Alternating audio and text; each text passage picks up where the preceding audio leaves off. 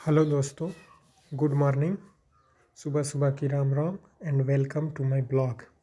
मतलब वेले लोग उलूल जुलूल काम, लेकिन मैं आपको दिखाऊंगा एसएससी 2026 की अपनी तैयारी।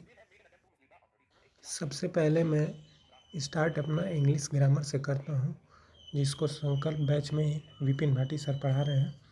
विपिन भाटी सर पढ़ाते हैं तो उसमें नोट्स बनाने की ज़रूरत नहीं पड़ती है।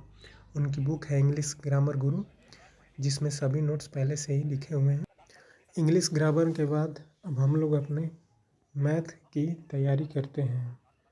मैथ में एक बार सर से नायक बैच में पढ़ चुका हूँ, जो फाउंडेशन बैच था। यूट्यूब पे फ्री पढ़ाए थे RW वाले सभी टीचर। और फिर से सर न संकल्प बैच स्टार्ट किए हैं एसएससी 2026 के लिए, जिससे मैं अपनी एसएससी 2026 की तैयारी कर रहा हूँ।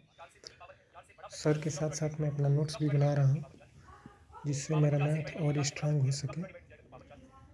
नायक बैच में एक बार मैं पढ़ चुका हूँ, फिर दोबारा सर से एसएससी 2026 की तैयारी संकल्प बैच से कर रहा हूँ। उसके बाद हम रीजनिंग पढ़ते हैं। रीजनिंग में मैं नोट्स नहीं बनाता हूँ, सर जो पढ़ाते हैं उन सब ट्रिक्स को समझता हूँ और सभी क्वेश्चन रफ पे ही सॉल्व करता हूँ। रीजनिंग सर बहुत अच्छा पढ़ाते हैं और ये वाला रीजनिंग मैं संकल्प बैच से ही पढ़ रहा हूँ, ताकि 2026 में मेरा रीजनिंग कंप्लीट हो सके।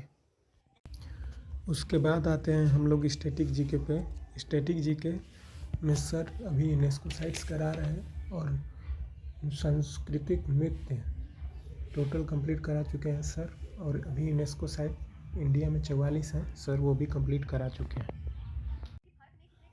उसके बाद हम ज्योग्राफी की क्लास करते हैं। ज्योग्राफी में मैम पढ़ा रही हैं। ज्योग्राफी में मैम इंडिया की भौगोलिक स्थिति के बारे में बताती हैं, इंडिया के तटीय रेखा के बारे में बताती हैं, और भारत में कर्क रेखा कहाँ कहाँ से गुजरती है, कितने राज्यों से गुजरती है, और कौन सी नदी कर्क रेखा से गुजरती है। जैसे कि माही नदी कर्क रेखा को 2 बार काटती है। और ट्रिक के साथ मैम पढ़ाती हैं। ज्योग्राफी में मैम बताती हैं कि कर्क रेखा भारत के 8 राज्यों पर से गुजरती है, जिसके ट्रिक है मित्र पर गमछा झार। और ये ट्रिक सभी स्टेटों को याद कराती हैं, जिससे कि कर्क रेखा कितने राज्यों को काटती है हम आसानी से इस ट्रिक से याद कर सकते हैं। इसके बाद मैं करता हूँ पॉलिटी की क्लास। पॉलिटी में मैं अभी पढ़ रहा हूँ क्रिप्स मिशन।